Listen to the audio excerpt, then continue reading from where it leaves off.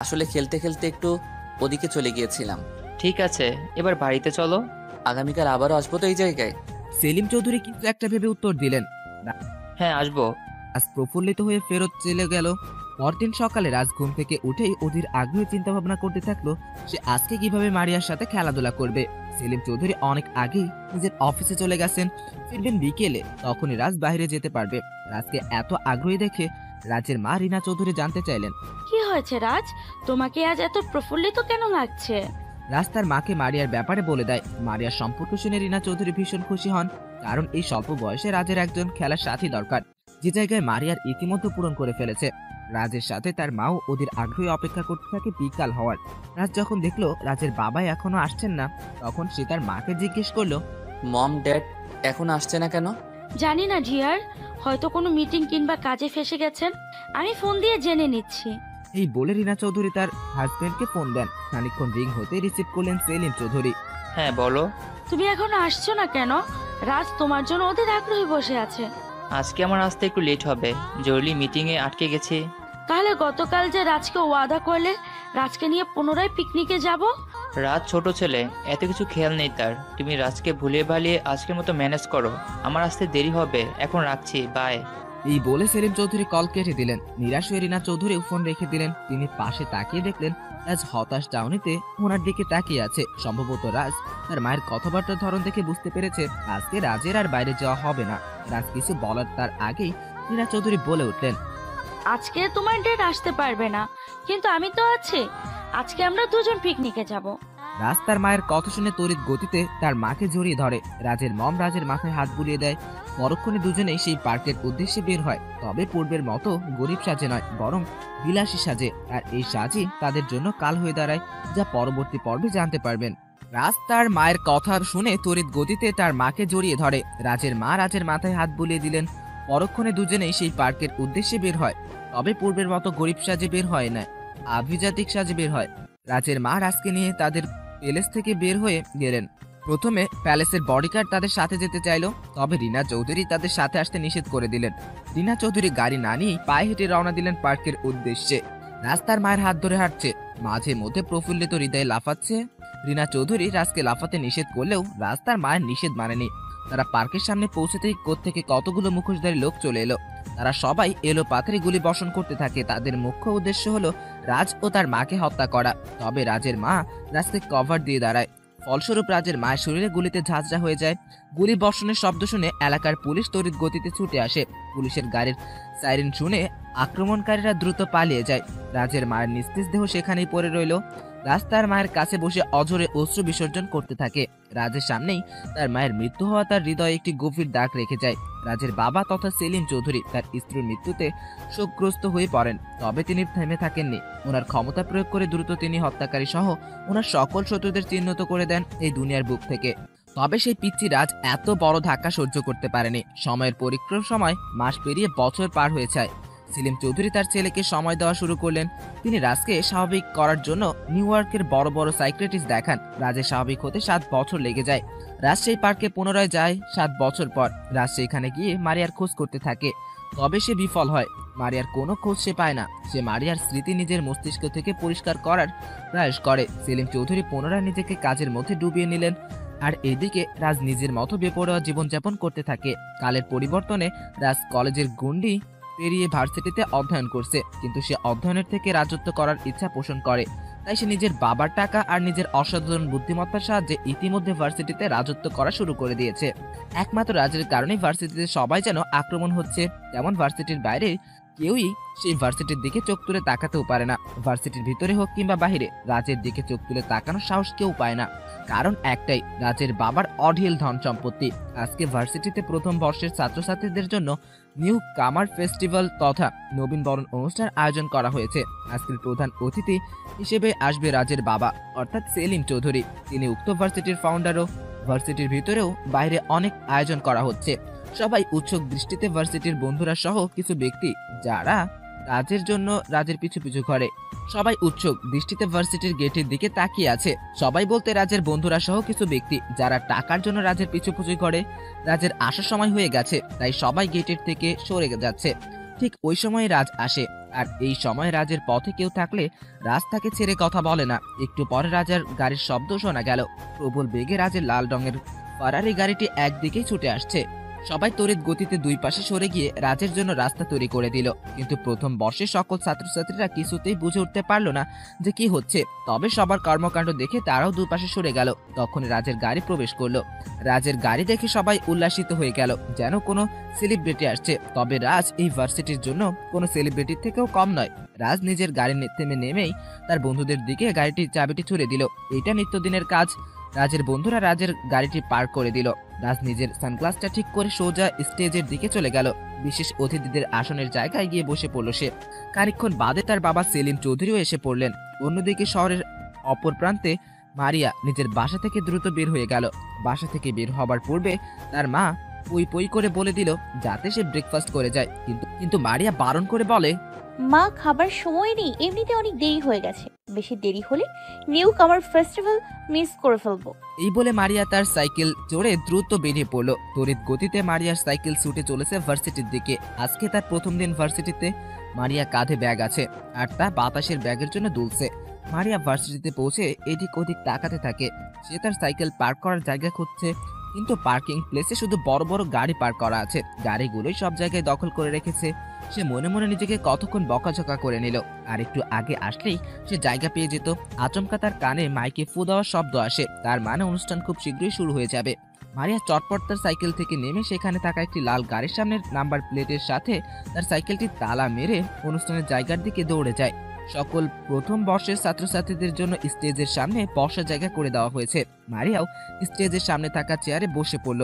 স্টেজে প্রথমেই বক্তৃতা দিলেন ভার্সিটির ডিন।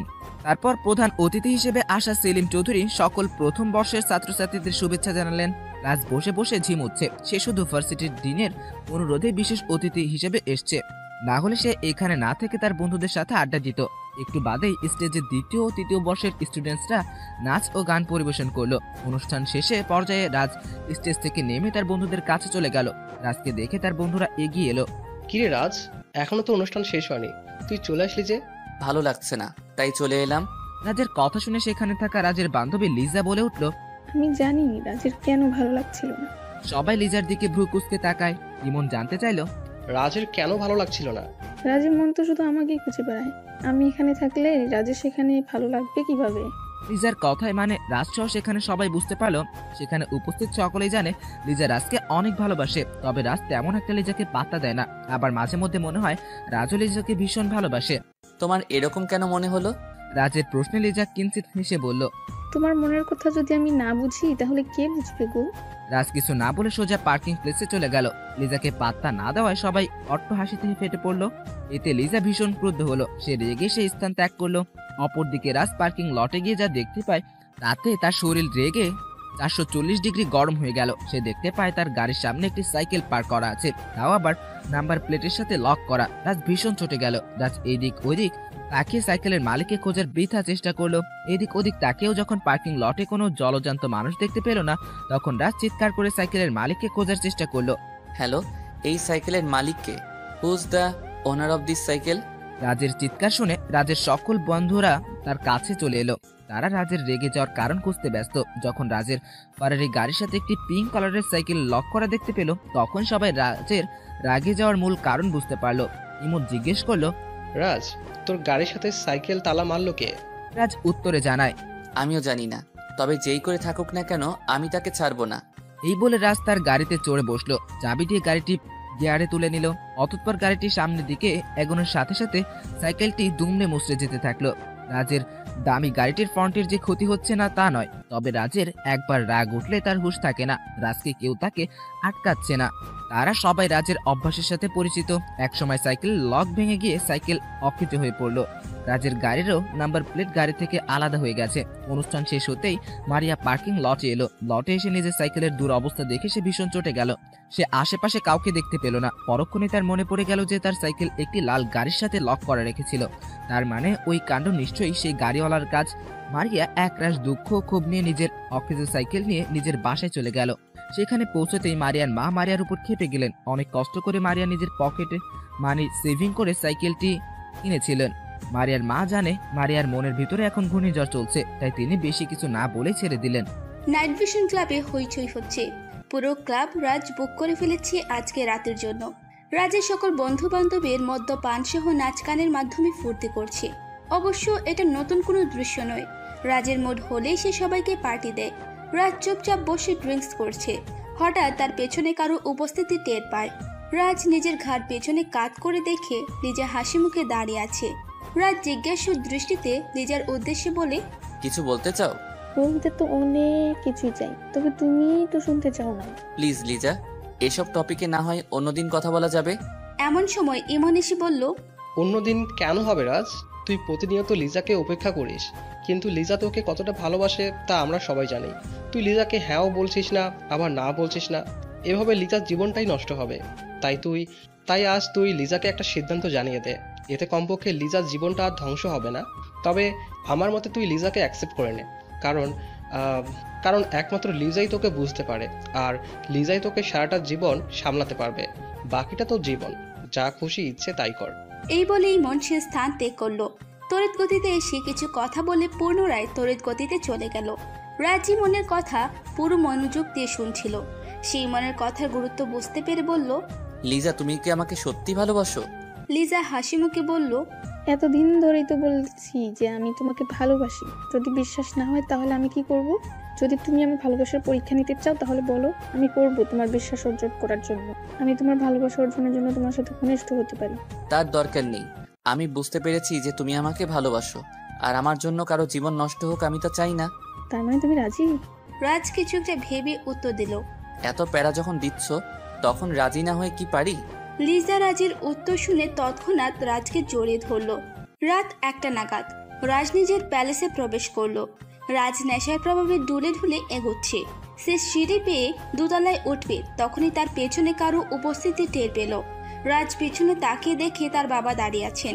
সেলিম চৌধুরী নিজ ছেলের অবস্থা দেখে ভীষণ দুঃখ পেলেন। তিনি বললেন, রাজ, তুমি কেন এভাবে ভুল পথে এগোচ্ছ? তুমি আগে তো এমন ছিলে না। আমি এরকমই ছিলাম ড্যাড, তবে তুমি জানতে না। না, তুমি এরকম ছিলে না।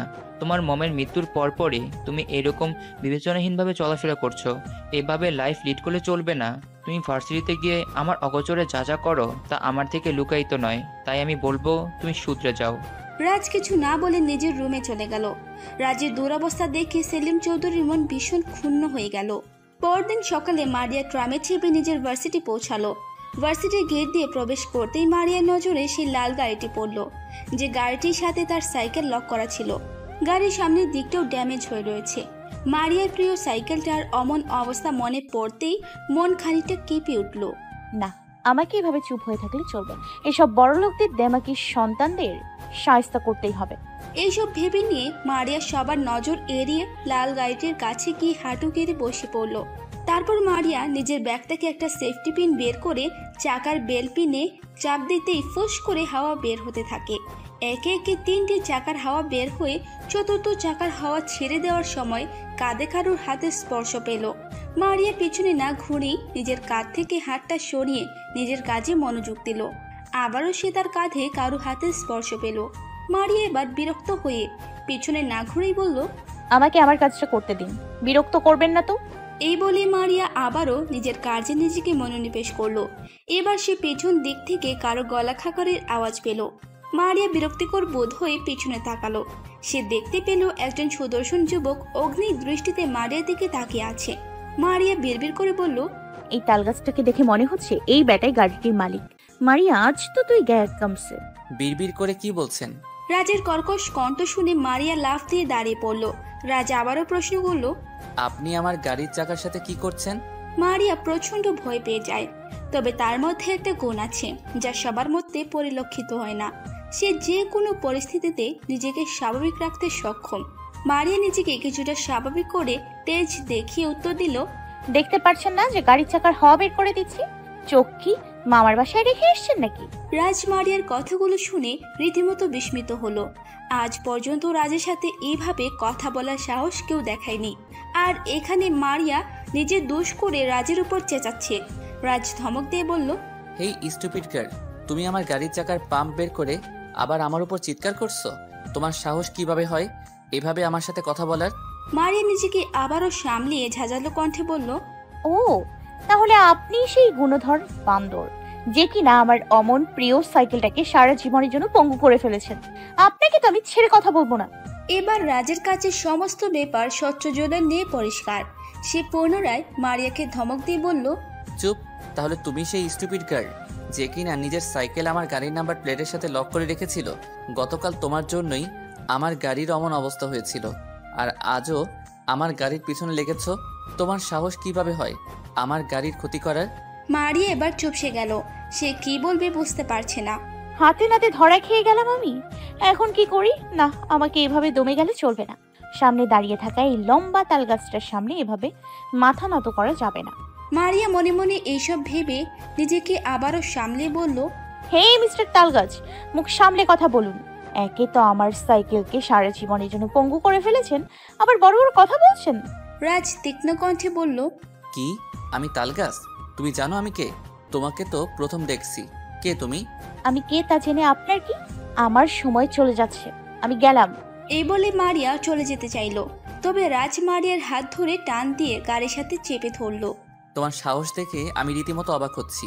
তবে তুমি জানো না যে তুমি কার সাথে পাঙ্গা নিয়েছো। নাম মনে রাখো, রাজ। ভবিষ্যতে দরকার হবে। এই বলে মারিয়াকে ছেড়ে দিয়ে রাজ হনহন করে চলে গেল সেখান থেকে। মারিয়া রাজের গমনের দিকে তাকিয়ে রইল। তার কানে এখনো রাজের নাম ভেসে উঠছে। রাজ, এই নামের সাথে তো আমি পূর্ব পরিচিত।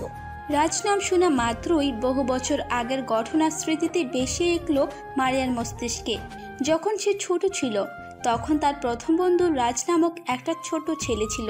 তখন অবশ্য মারিয়াও ছোট ছিল। সেদিনের পর থেকে রাজকে অনেক খুঁজেছে সে, কিন্তু খুঁজে পায়নি সে। বোঝোয়া পর্যন্ত রাজের জন্য প্রতিদিন একই সময় সেই পার্কে দাঁড়িয়ে রাজের জন্য অপেক্ষা করত সে। তবে রাজের উপস্থিতি টের পেত না।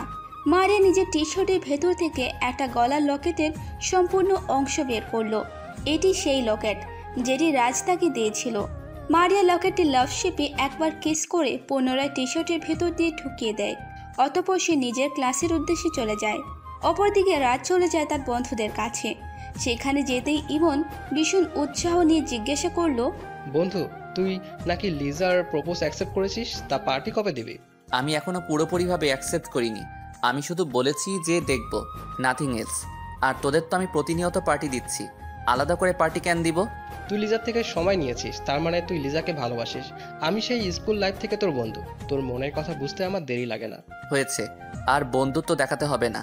আচ্ছা, তোরা কি ফার্স্ট ইয়ারের লিস্ট বের করেছিস? তা আবার বলতে, প্রতি বছর প্রথম বর্ষের সকল ছাত্র ছাত্রীদের তালিকা বের করে নিয়ে আসি অফিস রুম থেকে। এবারও কোনো গাফিলতি হয়নি। এই নে। রাজ ইমনের থেকে লিস্ট নিল। পুরো লিস্টে একবার ভালো করে চোখ বলিয়ে নিল। রাজের চোখ গিয়ে আটকে পড়ল মারিয়ার ছবির উপর। রাজ মারিয়ার ছবি দেখে বুঝে গেল যে মারিয়া প্রথম বর্ষেরই ছাত্রী। রাজ মারিয়ার ছবির পাশে তার নাম দেখে বিস্মিত হলো। মারিয়া নাম দেখেই রাজের পূর্ব স্মৃতি কিছুটা মস্তিষ্কে নাড়া দিল। রাজ যেসব স্মৃতি নিজের মস্তিষ্ক থেকে স্থায়ীভাবে মুছে ফেলতে চায়, সেই স্মৃতিগুলোই বারবার তাকে তাড়া করে বেড়ায়। রাজ বাকিদের উদ্দেশ্যে বলল, এই মেয়েই গতকাল আমার গাড়ির সাথে সাইকেল লক করেছিল, আর আজ আমার গাড়ির সব চাকার পাম্প বের করে দিয়েছে। একে তো আমি ছাড়বো না। আরে দোস্ত, তুই টেনশন কেন নিচ্ছিস? আমরা তো আছি নাকি? ডিনকে বলে এই মেয়েকে ভার্সিটি থেকেই বের করে দিব। না ইমন, এই মেয়েকে এই ভার্সিটিতেই পড়তে হবে। একে ভার্সিটিতে রেখেই তার প্রাপ্য শাস্তি দিব আমি। মারিয়া জলদি ক্লাসে চলে গেল। নিয়ম অনুযায়ী ফার্স্ট পিরিয়ডে প্রথম বর্ষের সকল ছাত্রছাত্রীরা প্রথম বর্ষের সকল টিচারদের সাথে পরিচিত হবে। সবাই দাঁড়িয়ে নিজেদের পরিচয় দিতে থাকে। একে একে সবাই নিজেদের পরিচয় জানিয়ে বসে পড়ল। মারিয়াও নিজের পরিচয় জানালো। তার বাবা নেই, তার মাই ছোটবেলা থেকে অতি কষ্টে মারিয়াকে পড়িয়ে বড় করেছে, আর এখনও তার সমস্ত দায়ভার মারিয়ার মায়ের কাঁধেই রয়েছে। ক্লাসের সবাই হাই সোসাইটি থেকে বিলং করে। ক্লাসে এখন শুধু ক্লাস টিচার আর ডিন রয়েছে। ডিন ক্লাসরুম ত্যাগ করবে, তখনই রাজ ক্লাসরুমে প্রবেশ করলো, আর তার পেছনে কয়েকজন গুন্ডা টাইপের লোক প্রবেশ করলো। মারিয়া সবার দিকে এক নজর তাকালো। তার ভাষ্য মতে সবাইকে এক একটা বন মানুষের মতো দেখতে, তবে এই তাল গাছটা একটু হ্যান্ডসাম আছে, এই আর কি। এ কি? আমি ওই তাল গাছটাকে নিয়ে এসব কি ভাবছি? আর এই তাল গাছ এখানেই বা কেন এসছে? আমাকে দেখলে কোনো ঝামেলা করবে না তো? তার থেকে ভালো আমি লুকিয়ে পড়ি। এই ভেবেই মারিয়া নিজের মাথা নত করে বেঞ্চে শুয়ে পড়ল। লাস্ট বেঞ্চে বসে কেউ লক্ষ্য করেনি তাকে। মারিয়া পাশে বসা মেয়েটি ব্রু কুচকে মারিয়ার দিকে তাকালো। মারিয়া মুখে আঙ্গুল দিয়ে ইশারা করে চুপ থাকতে বলল মেয়েটাকে। রাজ তার বন্ধুদের নিয়ে প্রথম বর্ষে সেই বিভাগে ক্লাসে যায় যে বিভাগে মারিয়া অধ্যয়নরত রয়েছে। দিন রাজকে এই সময় প্রথম বর্ষের কক্ষে দেখে কিছুটা চমকে উঠলেন। তিনি রাজকে জিজ্ঞাসা করলেন রাজ কেন এখানে এসেছে। রাজ স্বাভাবিক ভঙ্গিতে উত্তর দিল, স্যার, আপনি নিশ্চয়ই জানেন যে আমরা প্রত্যেক বছর ফার্স্ট ইয়ারের সব বিভাগ থেকে একজন করে স্টুডেন্টকে বাছাই করি। অতঃপর বাছাইকৃত স্টুডেন্টসদের আমরা এই ভার্সিটির উন্নতির কার্যে নিয়োগ করি।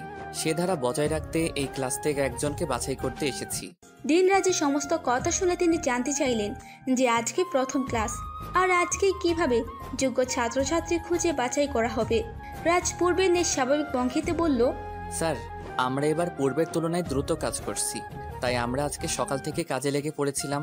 আমরা সবার বায়োডাটা ও ব্যাকগ্রাউন্ড হিস্ট্রি জেনে বাছাই করে নিয়েছি, আর এই ক্লাস থেকে একজনকে বাছাইও করেছি যে আমার আন্ডারে কাজ করবে। এক কথায় আমার A to Z সব কথা বিনা বাক্যে মেনে নিবে। দিন পুনরায় জানতে চাইলেন যে কে সেই ভাগ্যবতী।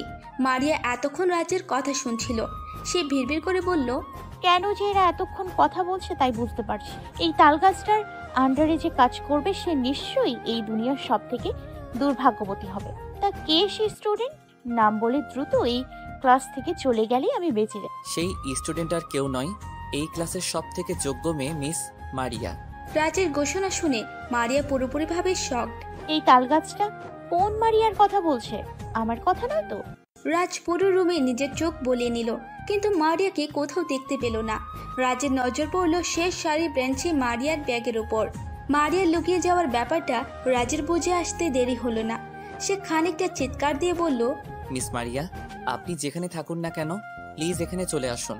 না বাবা, আমি যাব না। আমাকে দেখলে রেগে ফায়ার হয়ে যাবে। তালগাছটা বোধহয় এখনো জানে না যে আমি মারিয়া। না জানাই ভালো। আমি আবারও বলছি, আপনি যদি নিজ ইচ্ছায় না বের হন তাহলে আপনাকে এই ভার্সিটি থেকে বহিষ্কার করা হবে। মারিয়া ভয়ে চুপসে গেল। মারিয়ার পাশে বসা মেয়েটি মারিয়ার হাত টেনে দাঁড় করিয়ে দেয়। মারিয়া মাথা নিচু করে রাজের সামনে এসে দাঁড়ায়। মারিয়া একবার রাজের চোখাচোখি হয়ে পরক্ষণে নিজের নজর নিচু করে ফেলে। মারিয়া ভেবেছিল রাজ তাকে দেখে চমকে উঠবে, কিন্তু রাজের ঠোঁটে কোণে একটা ডেভিল স্মাইলের রেখা ফুটে আছে, যা দেখে মারিয়া পূর্বের তুলনায় আরও ঘাবড়ে যায়। রাজ নিজের ডেভিল স্মাইল বজায় রেখে বলল, এই যে মিস মারিয়া, আমরা আপনাকে খুঁজছিলাম। আজকে থেকে আপনি সরাসরি আমার আন্ডারে কাজ করবেন। এতে আপনার একাডেমিক রেজাল্ট অনেক ভালো হবে। রাজের কথা শেষ হতেই দিন মারিয়াকে উদ্দেশ্য করে বলল যে সে অনেক ভাগ্যবতী, কারণ রাজ ফাইনাল ইয়ারের স্টুডেন্ট হওয়া সত্ত্বেও সে একজন ব্রিলিয়েন্ট স্টুডেন্ট, আর সে কখনো তার আন্ডারে কাউকে রাখেনি। তাই দিন মারিয়াকে অনেক লাকি মনে করছে। তবে মারিয়ার ভাগ্যে যে কি আছে তা মারিয়া আগে থেকেই ধারণা করতে পারছে। মারিয়ার ভিতরে সর্বত্র স্বাভাবিক থাকার যে গুণটা রয়েছে, সেই গুণের জন্য সে নিজেকে স্বাভাবিক রেখে বলল, স্যার, আজকে আমার ফার্স্ট ক্লাস, আর আজকে আমি সিনিয়র ভাইদের সুপার ভার্সনে কিভাবে কাজ করব। রাজ নিজের হাসি আরো চওড়া করে মারিয়ার প্রশ্নের উত্তর দিল, আপনার চাপ নেওয়ার দরকার নেই মিস মারিয়া, আমি আপনাকে সব শিখিয়ে দিব। এখন আমাকে ফলো করুন। এই বলে রাজ ও তার দলবল ক্লাসরুম ত্যাগ করলো। মারিয়া অনিচ্ছা সত্ত্বেও রাজের পিছু হাঁটা শুরু করলো। রাজ পার্কিং লটে গিয়ে নিজের গাড়ির বোনেটের উপর বসে পড়ল।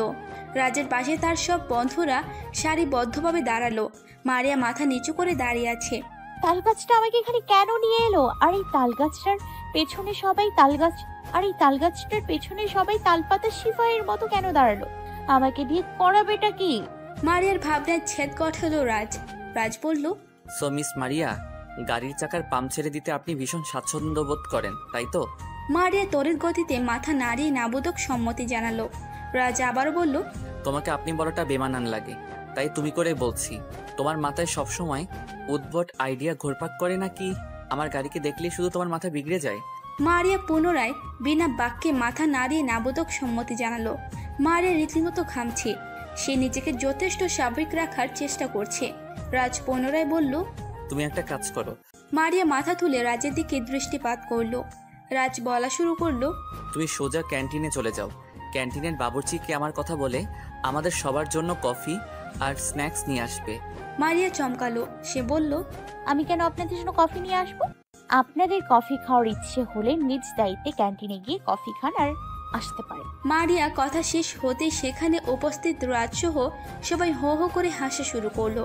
মারিয়া বোকার মতো রাজের দিকে তাকিয়ে আছে। রাজ নিজের হাসি থামিয়ে বলল, মিস মারিয়া, তুমি বোধহয় ভুলে গেছো যে তুমি এখন থেকে আমার প্রত্যেকটা অর্ডার মানতে বাধ্য। না হলে ডিনের কাছে তোমার অবাধ্যতার খবর পৌঁছে যাবে। এর ফল কি হবে তা নিশ্চয়ই তোমাকে বলে বোঝাতে হবে না। আর হ্যাঁ, call me sir, just sir. Maria তালগাছটার কথা শেষ হতেই দৌড়ে ক্যান্টিনে চলে গেল।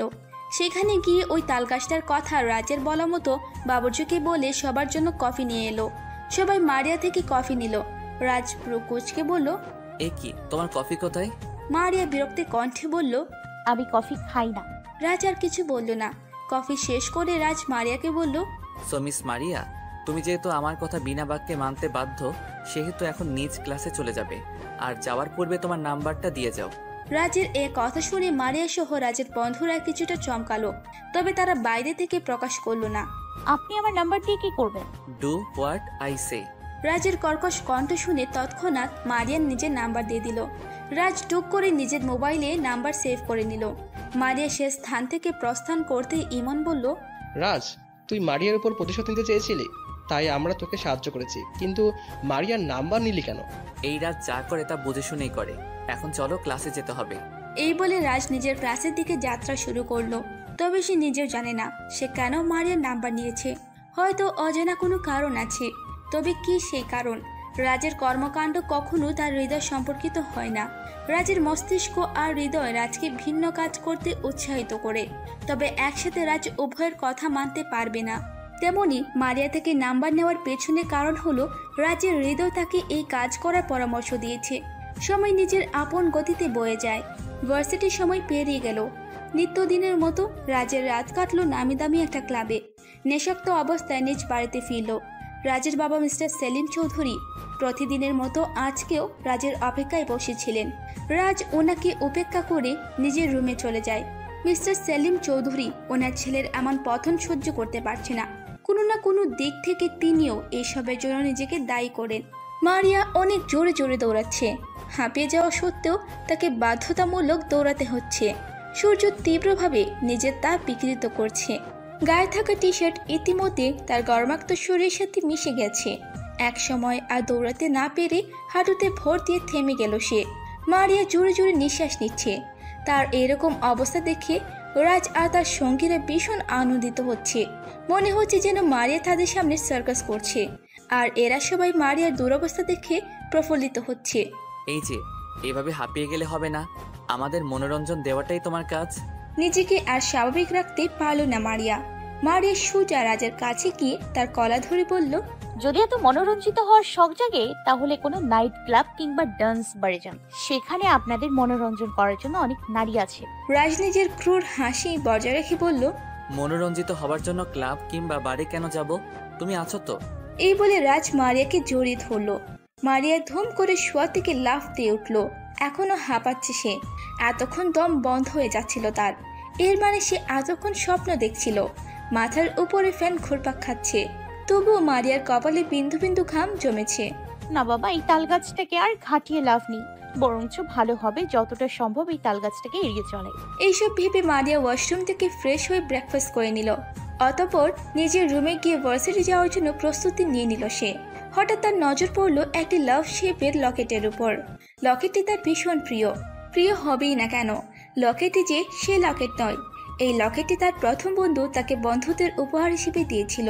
মারিয়া লকেটটি নিজের গলায় ঝুলিয়ে তারপর একটি টি শার্ট পরিধান করে নিল। রাজ এক দৃষ্টিতে নিজের হাতের ব্রেসলেটের দিকে দৃষ্টিপাত করে আছে।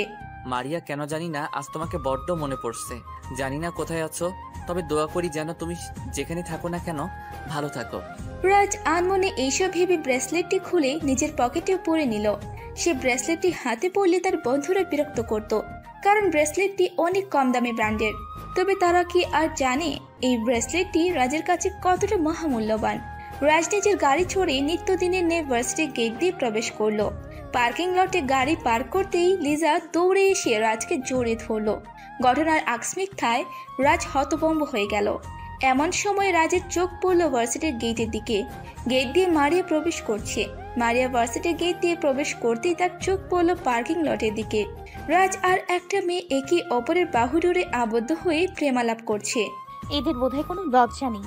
আরে আমি এসব কেন ভাবছি? এই তাল গাছটা চুলোই যাক, তাতে আমার কিচ্ছু যায় আসে না। মারিয়া রাজের নজর থেকে সরতেই রাজ লিজাকে নিজে থেকে ছাড়িয়ে নিল। রাজ তীক্ষ্ণ কণ্ঠে বলল, এই কি ধরনের অসভ্যতা লিজা? অসভ্যতা কোথায় করলাম? নিজের ভালোবাসার মানুষকে জড়িয়ে ধরার অধিকারটাও কি নেই আমার? আছে, তবে এভাবে প্রকাশ্যে কেন? আর আমি তোমার থেকে কিছুদিন সময় চেয়ে নিয়েছি। কিন্তু আর কতদিন রাজ? আমি তোমাকে মনে প্রাণে ভালোবেসে এসেছি। তোমার অ্যাটেনশন আমার দিকে আনানোর জন্য কত কিছুই না করেছি, তবুও তুমি আমাকে উপেক্ষা করে চলে যাও সব সময়। আমি তোমার থেকে এক্ষুনি ফাইনাল ডিসিশন শুনতে চাই।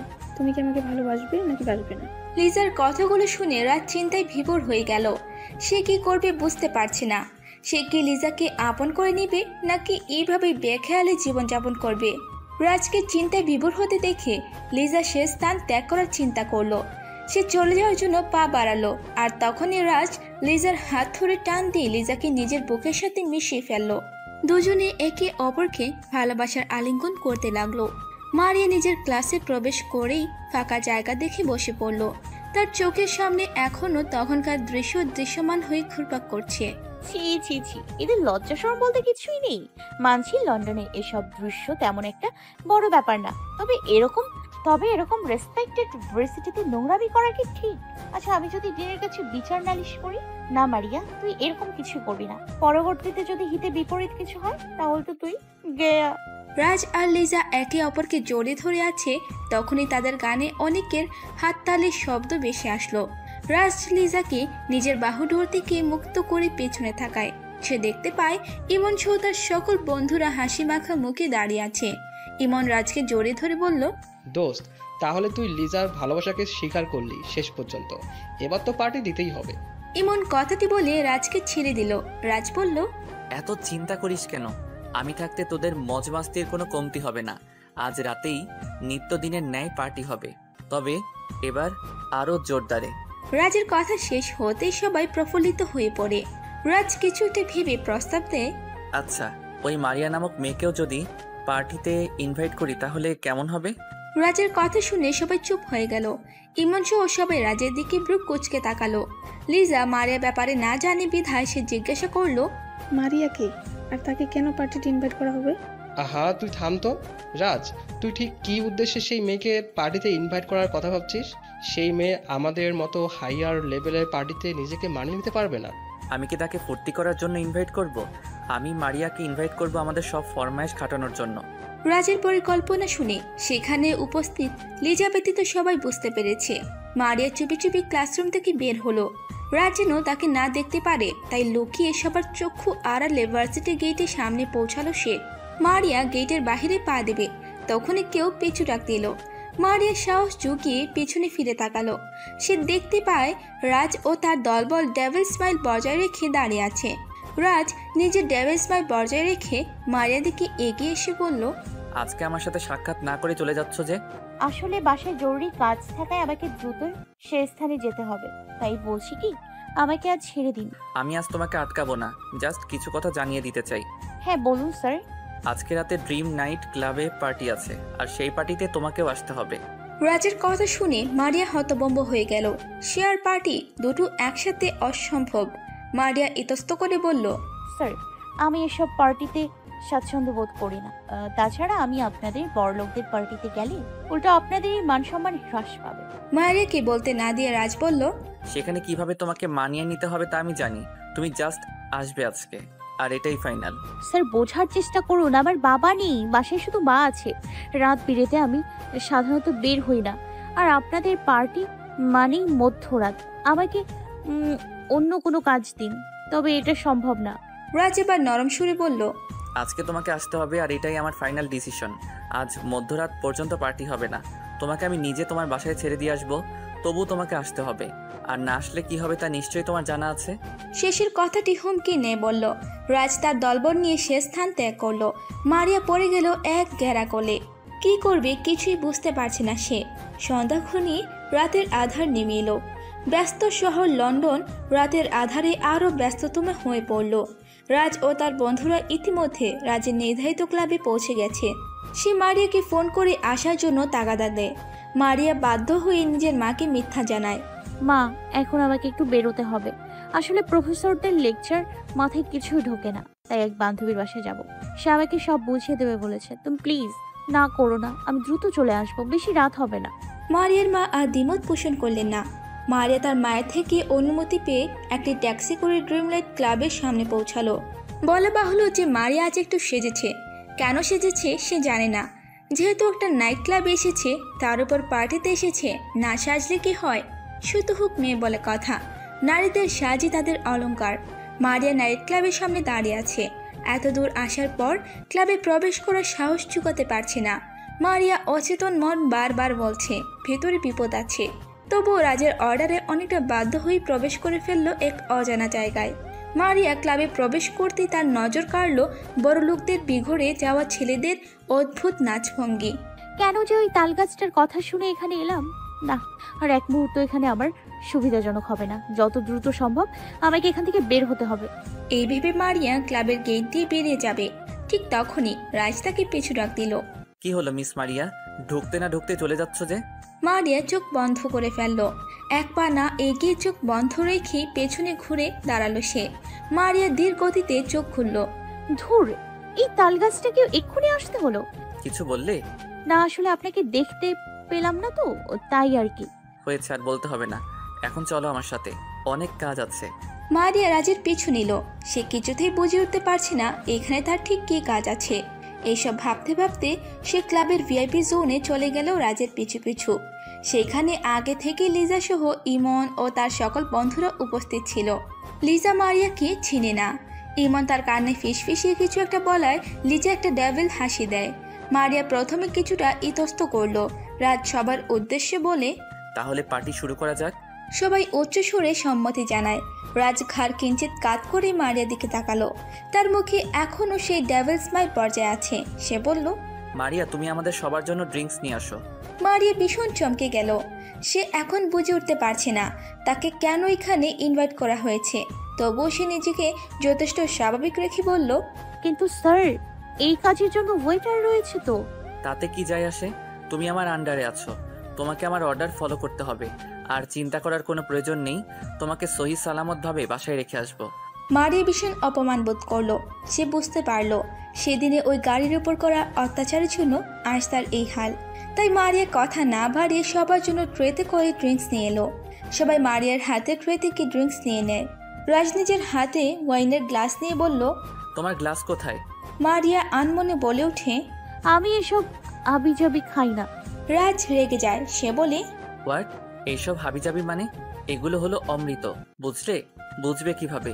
পান করে বুঝতে হবে। এই নাও। রাজ নিজের গ্লাস মারিয়ার দিকে এগিয়ে দেয়। মারিয়া মাথা নাড়িয়ে ড্রিঙ্কস করতে অসম্মতি জানায়। না স্যার, আমি এসব খাই না, দুর্গন্ধময় এই পানীয় আমার অপছন্দ। তা বললে তো আর হবে না, আমি যখন বলেছি তখন ড্রিঙ্কস করতেই হবে। এই বলে রাজ জোরপূর্বক ওয়াইন মারিয়ার মুখে ঢুকিয়ে দেয়। গলার মাধ্যমে কিছুটা ওয়াইন পেটে প্রবেশ করতেই মারিয়া দূরে সরে গিয়ে কাশতে থাকে। মারিয়ার অবস্থা দেখে সবাই অট্ট হাসিতে মেতে উঠল। রাজের একটু খারাপ লাগলেও তার বন্ধুদের সামনে তা প্রকাশ করল না। মারিয়া কাশতে কাশতে রাজসহ সবার নজরের আড়ালে চলে গেল। ওয়াশরুমে গিয়ে ভালো করে চোখে মুখে পানি ছিটে দিল। মারিয়ার চোখের কোণে অশ্রু জমে আছে। সে চাইতেও এই স্থান ত্যাগ করতে পারছে না। কেন পারছে না এটা বলা বাহুল্য নয়। খানিকক্ষণ বাদেই রাজের নজর মারিয়াকে খুঁজে ব্যস্ত হয়ে পড়ে। কেন তার চোখ জুড়ে মারিয়াকে খুঁজছে সে নিজেও জানে না। লিজা আলতো করে রাজের গালে কিস করতেই রাজের ধ্যান ভেঙে যায়। এত কি ভাবছো? সেই মেয়ের উপর প্রতিশোধ নেওয়া হয়েছে তোমার, না হলে পড়ে নিও। এখন চলো আমার সাথে, লেটস ডান্স। লিজা রাজের হাত ধরে তাকে ডান্স ফ্লোরে নিয়ে গেল। রাজের এইসব নাচ ভালো লাগে না। সে খানিকটা বাধ্য হয়ে নিজ প্রিয়সীর তালে তাল মিলাচ্ছে। নাচের মাঝখানে লিজা ড্রিঙ্কসও করছিল। একে একে রাজের সব বন্ধুরা ডান্স ফ্লোরে চলে আসে। সবাই নেশাক্ত অবস্থায় উশৃঙ্খলভাবে নাচছে। অপরদিকে মারিয়া ওয়াশরুম থেকে বের হয়ে দেখল রাজসহ তার সকল বন্ধুরা নেশাগ্রস্ত অবস্থায় নাচানাচি করছে। মারিয়ার এখানে নিঃশ্বাস আটকে যাচ্ছে। তাই সে দ্রুত এই ক্লাব থেকে প্রস্থান করার সিদ্ধান্ত নিল। মারিয়া চুপিসারে সবার নজর এড়িয়ে চলে যাওয়ার জন্য পা বাড়ায়, তবে রাজ এবার সীমিত পরিমাণে ড্রিঙ্কস করায় সে এখনো হুঁশে আছে। রাজ ইশারায় ইমনকে বলে মারিয়াকে বাধা দিতে। ইমনকে নির্দেশ দিয়ে সে নিজের মতো লিজার সাথে নাচতে থাকে। অপরদিকে ইমন হুট করে মারিয়ার সামনে চলে আসায় মারিয়া কিছুটা চমকে ওঠে। পরক্ষণে নিজেকে সামলে নেয়, তবে ততক্ষণে দেরি হয়ে যায়। ইমন এক প্রকার জোর করেই মারিয়ার হাত ধরে তাকে ডান্স ফ্লোরে নিয়ে যায়। ডান্স ফ্লোরে অনেকের মাঝে মারিয়াকে ছেড়ে দেওয়া হয়। লিজা নেশাক্ত হয়, সে বারবার রাজের গায়ে ঢলে পড়ছে। রাজ লিজাকে সামলে নেয়। লিজা রাজের অনেক কাছে চলে আসে, যা রাজের জন্য অস্বস্তিকর। নাচের অজুহাতে ইমন মারিয়াকে বারবার জড়িয়ে ধরছিল। মারিয়া সর্বদা নিজেকে ছাড়ানোর চেষ্টা চালিয়ে যাচ্ছে। ইমন লোভাতুর দৃষ্টিতে মারিয়ার দিকে তাকিয়ে আছে। মারিয়া তা বুঝতে পেরে ইমনের থেকে দূরে সরে যাওয়ার আপ্রাণ চেষ্টা করে। ইমন মারিয়ার শরীরে অসৎ উদ্দেশ্যে স্পর্শ করতেও পিছুপা হয়নি। মারিয়া কি করছে তা দেখার জন্য রাজ নিজের ঘাড় কিছুটা কাত করলো। সে দেখতে পায় ইমন জোর করে মারিয়াকে জড়িয়ে ধরে বিভিন্ন স্পর্শকাতর জায়গাগুলোতে হাত বোলাচ্ছে। রাজের ভীষণ রাগ হয় কোনো এক অজানা কারণে।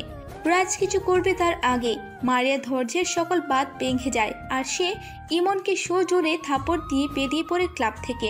সবাই হতভম্ব হয়ে ইমনের দিকে দৃষ্টিপাত করে আছে।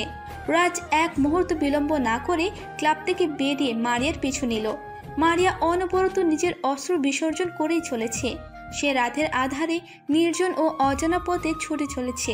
সে কোথায় যাচ্ছে সে নিজেও জানে না। সে শুধু জানে তাকে এই জনমানবের কোলাহল থেকে দূরে থাকতে হবে। হঠাৎ সে তার পেছনে কারো উপস্থিতি টের পেল। কেউ একজন তার পিছু পিছু দৌড়ে আসছে। মারিয়া পিছু না তাকেই আরো জোরে ছুট লাগায়। শতহু সে একজন মেয়ে মানুষ, কতই বা আর দৌড়াতে পারবে। রাস্তার মাঝ বরাবর এসে হাঁপাতে থাকে।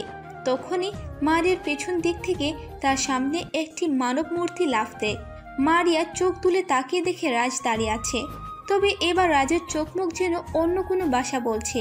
কোনো মানুষের চোখ মুখের রিয়াকশন দেখেই নাকি তার মনের কথা বুঝে ফেলা যায়। রাজ মারিয়াকে কি বলবে সে বুঝতে পারছে না। মারিয়া রাজের সম্মুখে দাঁড়িয়ে থাকা সত্ত্বেও সে এবার ঘাবড়ে যাচ্ছে না। একটু আগে তার সাথে যা হলো তাতে তার মেজাজ অনেক গরম হয়ে রয়েছে। তারপরেও সে নিজেকে শক্তপোক্ত করে রাখার আপ্রাণ চেষ্টা করছে। রাজ মারিয়ার হাত ধরে বিনয়ী কণ্ঠে বলল, ইমন তোমার সাথে যা করেছে তার জন্য আমি ক্ষমা চাইছি। আমি কারো কাছে আজ পর্যন্ত ক্ষমা চাইনি, তবে আমি এখন গিল্টি ফিল করছি। মারিয়া নিজের হাত রাজের হাত থেকে ছাড়িয়ে বলল, একে স্যার আপনি ক্ষমা চাইছেন কেন? আপনারা হলেন বড়লোক ঘরের সন্তান। আমার মতো লো ক্লাসের মেয়ের কাছে ক্ষমা চাওয়ার শোভা পায় না আপনাদের মুখে। প্লিজ আমাকে আমার মতো বাসায় যেতে দিন। এই বলে মারিয়া চলে যেতে চাইল, কিন্তু রাজ মারিয়ার হাত ধরে বলল, আমি তোমাকে ওয়াদা দিয়েছিলাম যে আমি তোমাকে তোমার বাসায় পৌঁছে দিব। মারিয়া নিজের হাত ছাড়ানোর চেষ্টা করছে, তবে পারছে না। সে বলল, তার দরকার নেই, আমাকে আমার মতো যেতে দিন। রাজ মারিয়ার হাত আরো টাইট করে ধরে বলল, একবার যখন বলেছি আমার সাথে যাবে তার মানে আমার সাথে যাবে। রাজের তীক্ষ্ণ কণ্ঠ শুনে মারিয়ার মেজাজ পূর্বের তুলনায় অনেক খারাপ হয়ে যায়। সে নিজেকে স্বাভাবিক রাখতে না পেরে এক টান দিয়ে নিজের ডান হাত ছাড়িয়ে রাজের গালে ঠাস করে একটা থাপ্পড় বসিয়ে দেয়। থাপ্পড় মেরেই মারিয়া সে স্থান ত্যাগ করে। ঘটনার আকস্মিকতায় রাজ হতভম্ব হয়ে সেই স্থানেই দাঁড়িয়ে রইল। রাজের ভীষণ রাগ হচ্ছে। তার চোখজোড়া নিমিষেই রক্তবর্ণ ধারণ করে ফেলল। সে মারিয়ার পিছে না গিয়ে ক্লাবের দিকে হাঁটা ধরল। অপরদিকে মারিয়া হন হন করে হেঁটে যাচ্ছে জনমানবহীন রাস্তার বুক দিয়ে। ইতিমধ্যে লন্ডনের সাধারণ মানুষ ঘুমে শায়িত। তাছাড়া এই ক্লাবের রাস্তাটা সর্বক্ষণিক নির্জনই থাকে। মারিয়া নিজের মোবাইল বের করে ম্যাপ বের করে তারপর রাস্তা থেকে হাঁটছে। মোবাইলের দিকে তাকিয়ে হাঁটা ধরুন, সামনে কিংবা পেছনে তার লক্ষ্য করা যাচ্ছে না। হাঁটতে হাঁটতে সে মেইন রোডে চলে আসে। মেইন রোডে সাই সাই করে বাতাসের গতিতে গাড়ি ছুটে চলছে। হঠাৎ মারিয়ার সামনে একটি গাড়ি চলে আসে। মারিয়া নিজের নজর মোবাইল থেকে সরিয়ে রাস্তার দিকে দিল, তবে ততক্ষণে অনেক দেরি হয়ে গেছে। নিজের মৃত্যু সন্নিকটে বুঝতে পেরে সে তার চোখ জোড়া বন্ধ করে পাথরের মূর্তি নিয়ে দাঁড়িয়ে রইল। গাড়িটি মারিয়ার থেকে কিছু দূরত্ব বজায় রেখে থেমে গেল। গাড়ি থেকে একজন সুদর্শন যুবক নেমে এলো। মারিয়া এখনো মূর্তির মতো দাঁড়িয়ে আছে। যুবকটি মারিয়াকে আপাদ মস্তক তীক্ষ্ণভাবে পর্যবেক্ষণ করে নিল। মারিয়া এমনভাবে দাঁড়িয়ে আছে যেন সে গাড়ির সাথে ধাক্কা খাওয়ার জন্যই দাঁড়িয়ে আছে। যুবকটি তীক্ষ্ণ মেজাজ নিয়ে মারিয়াকে কোলে তুলে নিল। মারিয়া যখন বুঝতে পারলো সে কারো একজনের কোলে অবস্থান করছে, তখনই সে নিজের চোখ জুড়ে খুঁড়ে ফেললো। যুবকটি জোর করে ড্রাইভিং সিটের পাশের সিটে মারিয়াকে বসিয়ে দিল। অতঃপর সে নিজেও ড্রাইভিং সিটে বসে পড়ল। যুবকটি নিজের আপন মনে গাড়ি চালাচ্ছে। মারিয়া নিজের সিট বেল্ট খোলার বৃথা চেষ্টা করলো। সে জানে না কিভাবে সিট বেল্ট খুলতে হয়। সে করুণ দৃষ্টিতে যুবকটির দিকে তাকিয়ে বলল, কেন আমার সাথে এমন ব্যবহার করছেন? আমার দোষ কোথায় বলতে পারবেন? আমি একবার না বুঝে আপনার গাড়ির সাথে নিজের সাইকেল লক করে রেখেছিলাম, এটাই কি আমার দোষ? নাকি সেদিন আপনার গাড়ির চাকার হাওয়া ছেড়ে দিয়েছিলাম, সেটার জন্য আমার উপর রাগ ঝাড়ছেন? প্লিজ আমাকে যেতে দিন, আমি আপনার চক্ষু গোচর হব না। হ্যাঁ, যুবকটি আর কেউ না, সে রাজ। মারিয়া আকুতি বিকুতি শুনে রাজের চেহারায় কোনো ভাবান্তর হলো না। তার নয়নজোড়া এখনো লাল টকটকে হয়ে রয়েছে। মারিয়া এবার খানিকটা চিৎকার দিয়ে বলল, আপনি চাইছেনটা কি? আমাকে প্লিজ ছেড়ে দিন। আমি কি খেলার পুতুল নাকি যখন খুশি যেভাবে খুশি ব্যবহার করবেন? রাজ গাড়িটি রাস্তার এক কোণে থামিয়ে গাড়ি থেকে নেমে গেল। মারিয়ার পাশে গিয়ে গাড়ির দরজাটা টান দিয়ে খুলে দিল। মারিয়ার পাশে দরজা যে খোলা ছিল তা জানাই ছিল না মারিয়ার। রাজ মারিয়ার কাছে গিয়ে তার সিট বেল্টও আনলক করে দেয়। মারিয়া নিজেকে মুক্ত পেয়ে রাজকে ধাক্কা দিয়ে ছুটে পালিয়ে যাওয়ার বৃথা চেষ্টা করলো। রাজ মারিয়ার হাত ধরে নিজের গাড়িটির সাথে চেপে ধরল। মারিয়া সর্বশক্তি বের করেও নিজেকে ছাড়াতে ব্যস্ত হলো। রাজ নিজের মুখ মারিয়ার মুখের সামনে নিয়ে আসলো। দুজনের নিঃশ্বাস একে অপরের মুখের উপর পড়ছে। মারিয়া ভীষণ ভয় পাচ্ছে। সে নিজের চোখ জোড়া বন্ধ করে ফেলল। রাজ বজ্রকণ্ঠে বলল, মিস মারিয়া, তুমি আমাকে এখানে ভালো করে চিনো না। আমি এতক্ষণ তোমার সাথে যথেষ্ট ভদ্রভাবে কথা বলেছি, কিন্তু এখন আর ভদ্রভাবে কথা বলবো না। আমি তোমার এলাকায় চলে এসেছি, পায়ে হেঁটেই চলে যেতে পারবে, যাও। এই বলে রাজ মারিয়াকে ছেড়ে দেয়। মারিয়া দীর্ঘ শ্বাস ফেলে সেখান থেকে সামনের দিকে অগ্রসর হয়। রাজ কিছুক্ষণ পর আবার মারিয়াকে উদ্দেশ্য করে বলে, আগামীকাল ভার্সিটিতে এসে আমার সাথে দেখা করবে। আর হ্যাঁ, ইমনের ব্যবহারের জন্য পুনরায় ক্ষমা চাচ্ছি। মারিয়া রাজের কথা শুনে থেমে গেল, তবে পেছনে না তাকিয়ে আবার হাঁটা শুরু করলো। আধারে মারিয়ার শরীর মিলিয়ে না যাওয়া পর্যন্ত রাজ এক পলকে মারিয়ার দিকে তাকিয়েছিল। মারিয়া নজরের আড়ালে যেতেই রাজ নিজের গাড়ির বডিতে সজোরে একটা ঘুষি মারে। রাজের আজ কি হচ্ছে সে নিজেও বুঝতে পারছে না। ইমন মারিয়ার সাথে অসভ্যতা করাতে তার কেন এত খারাপ লাগছে? কেনই বা সে মারিয়াকে সরি বলল? কোনো কিছুরই উত্তর নেই তার কাছে। সে নিজের গাড়িতে উঠে নিজ বাসার উদ্দেশ্যে রওনা দেয়। অপরদিকে মারিয়া নিজ বাসায় আসতেই তার মা হাজারো প্রশ্ন ছুড়ে মারে মারিয়ার উদ্দেশ্যে। মারিয়া 7-5 বুঝিয়ে তার মাকে শান্ত করে। রাজ নিত্যদিনের নে নিজের বাসায় আসতেই ড্রয়িং রুমে নিজের বাবাকে চিন্তাগ্রস্ত অবস্থায় বসে থাকতে দেখে। অন্য কোনো দিন হলে সে তার বাবাকে উপেক্ষা করে চলে যেত, তবে আজ কেন জানি রাজের তার বাবার সাথে কথা বলার ইচ্ছে হচ্ছে। রাজ নিজের বাবাকে ডাক দেয়। ড্যাড। রাজের বাবা রাজের দিকে দৃষ্টিপাত করলেন। ওনার চোখে মুখে আশ্চর্যের ছাপ ফুটে রয়েছে। আজ এত বছর হয়ে গেল রাজ তার বাবার সাথে 2 মিনিটও ভালোভাবে কথা বলেনি। রাজ পুনরায় তার বাবার উদ্দেশ্যে বলল, ড্যাড, তুমি আমার জন্য কেন প্রতি রাত জেগে অপেক্ষা করো? সেলিম চৌধুরী উদ্বিগ্ন কণ্ঠে বললেন, নিজের সন্তানের জন্য অন্তিমকাল পর্যন্ত অপেক্ষা করতে কষ্ট নেই। রাজ কিছুটা ভেবে বলল, খাবার খেয়েছো? সেলিম চৌধুরী হতভম্ব হয়ে গেলেন। তিনি ভাবছেন আজ হলো কি রাজের। রাজকে আজ অন্যরকম লাগছে। তিনি হতাশ কণ্ঠে জানান, না, এখনো খাইনি। রাজ ইতস্ত করে বলল, আমিও খাইনি, চলো আজ বাবা ছেলে। সেলিম চৌধুরীর চোখ ছোড়া ছলছল করে উঠল। ওনার চোখের কোণে অশ্রু জমে গেছে। এই অশ্রু দুঃখের নয়, বরং আনন্দের। তিনি আজ মহামূল্যবান কিছু ফিরে পেয়েছেন। তিনি এক মুহূর্ত সময় ব্যয় না করে ডাইনিং টেবিলে বসে গেলেন। তিনি নিজ হাতে রাজকে খাবার সার্ভ করে দিলেন। বহু বছর পর দুজনে একসাথে খাচ্ছে। খাবার পর রাজ নিজের রুমে গিয়ে শান্তিতে ঘুমিয়ে পড়ল। রাজ আজ নেশা না করে আসে সেলিম চৌধুরীর মন আজ অনেক প্রফুল্লিত।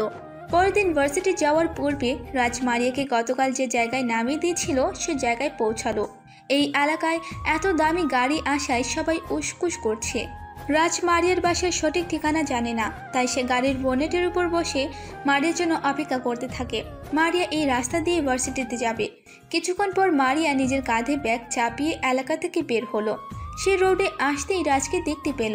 চোখে সানগ্লাস লাগিয়ে হাত পা জোড়ো করে বসে আছে। রাজ মারিয়াকে দেখা মাত্রই গাড়ির বোনেট থেকে নেমে ড্রাইভিং সিটের পাশের দরজাটা খুলে দিল। তারপর ইশারায় সিটে বসতে বলল। মারিয়া কি করবে বুঝতে পারছে না। আর রাজীবা এই জায়গায় পুনরায় কেন এসেছে সে বুঝতে পারছে না। মারিয়া রাজকে উপেক্ষা করে চলে যেতে চাইলে রাজ তাকে জোর করে গাড়ির ভেতর ঢুকিয়ে দিল। এতে আশেপাশের জনগণ রাজের দিকে ক্ষেপে আসতে চাইল, তবে তার পূর্বে রাজ গাড়ি নিয়ে বেরিয়ে যায়। মারিয়া বিস্মিত কণ্ঠে রাজকে বলল, আপনি আমাদের এলাকায় কি করছিলেন আর আমাকে কেনই বা জোর করে গাড়িতে বসালেন? রাজ কোনো উত্তর দিল না। মারিয়া আবার বলতে থাকে, আশেপাশের লোকজন আমার নামে এখন কি ভাবা শুরু করবে? আপনাকে দেখলেই যে কেউ বলে দেবে আপনি কোটিপতির ছেলে, আর আপনি কিনা আমাকে নিতে এসেছেন। আমি শিওর এতক্ষণে আমার মায়ের কাছে আমার কিডন্যাপ হওয়ার খবরটা পৌঁছে গেছে। এত প্যানিক না করে নিজের মাকে ফোন দিয়ে জানিয়ে দাও যে তুমি ঠিক আছো। রাজের বলা মতো মারিয়া নিজের মাকে পুনরায় 7-5 বুঝিয়ে দিল। মারিয়া ফোন কেটে আবারও বলল, আপনি কিন্তু এখনো বললেন না যে আপনি কেন আমাকে নিতে এসেছেন। রাজ আবারও নীরবতা বজায় রেখে গাড়ি ড্রাইভ করতে থাকে। রাজের নীরবতাই যেন বলে দিচ্ছে, আমার যখন ইচ্ছে হবে তখন উত্তর দিব। রাজের অ্যাটিটিউড দেখে মারিয়া ফিসফিসিয়ে বলল, তাল গাছটার ভাব আছে। মারিয়া বিড়বিড় করে বললেও রাজ শুনে নেয়। রাজের চেহারায় রাগের ছাপ ফুটে উঠলেও সে নিজের রাগ বহিঃপ্রকাশ করল না। ভার্সিটির গেটে থেকে খানিকটা দূরে রাজ নিজের গাড়ি থামালো। এরপর সে বলল, গাড়ি থেকে নেমে পড়ো আর চুপচাপ নিজের ক্লাসে চলে যাবে। মারিয়া রাজের এমন ব্যবহারে আশ্চর্য হলেও সে কিছু বলল না। সে রাজের বলা মতো নিজের ক্লাসে চলে গেল। বলা বাহুল্য, আজ মারিয়া নিজেই সিট বেল্ট খুলতে পেরেছে, আর গাড়ির দরজা লক অপর পাশ থেকে বোতাম চাপ দিতেই খুলে যায়। মারিয়া ভার্সিটিতে প্রবেশ করা মাত্রই রাজও ভার্সিটিতে প্রবেশ করলো। গাড়ি পার্কিং লটে পার্ক করেই ক্লাসের দিকে চলে গেল সে। ক্লাসের প্রবেশ দ্বার দিয়ে প্রবেশ করার পূর্বেই ইমন এসে রাজের হাত টেনে ক্যাম্পাসের পেছনের দিকটায় নিয়ে আসে। সেখানে লিজাও ছিল। রাজ টান দিয়ে নিজের হাত ছাড়িয়ে নিল। সে বজ্র কণ্ঠে বলল, আমাকে এখানে কেন নিয়ে এসেছিস? তুই এখনো আমার উপর রাগ করে আছিস?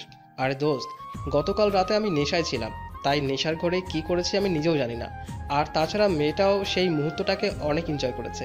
রাজ এবার আর চোখে লিজার দিকে তাকিয়ে বলল, ও তাই নাকি? তুই না নেশার ঘরে ছিলি? তাহলে মারিয়া এনজয় করেছে নাকি অন্য কিছু করেছে তা তুই কিভাবে জানতে পারলি? রাজের তীক্ষ্ণ প্রশ্ন শুনে ইমন ঠুক গিলল। সে ইতস্ত করলো। ইমন কিছু বলার আগেই লিজা তাকে থামিয়ে রাজকে উদ্দেশ্য করে বলল, রাজ, তুমি সেই বাইরের মেয়েটার জন্য নিজের বেস্ট ফ্রেন্ডের সাথে এমন আচরণ কেন করছো? যা হয়েছে ভুলে যাও। গতকাল রাতে তো আমিও তোমার সাথে ঘনিষ্ঠ হতে চেয়েছিলাম, তবে তুমি আমাকে ফেলে রেখেই চলে গেলে।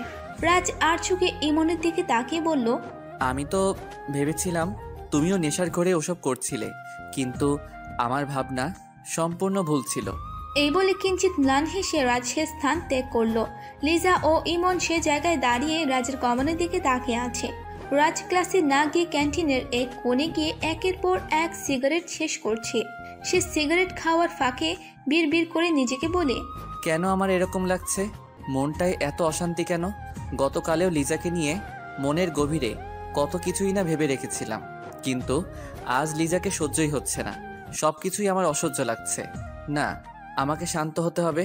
রাজ এইসব ভেবে নিজের বাম হাতের ফুল হাতা শার্টের হাতা খানিকটা উঁচু করে মারিয়া দেওয়া ব্রেসলেটের দিকে এক দৃষ্টিতে তাকিয়ে রইল।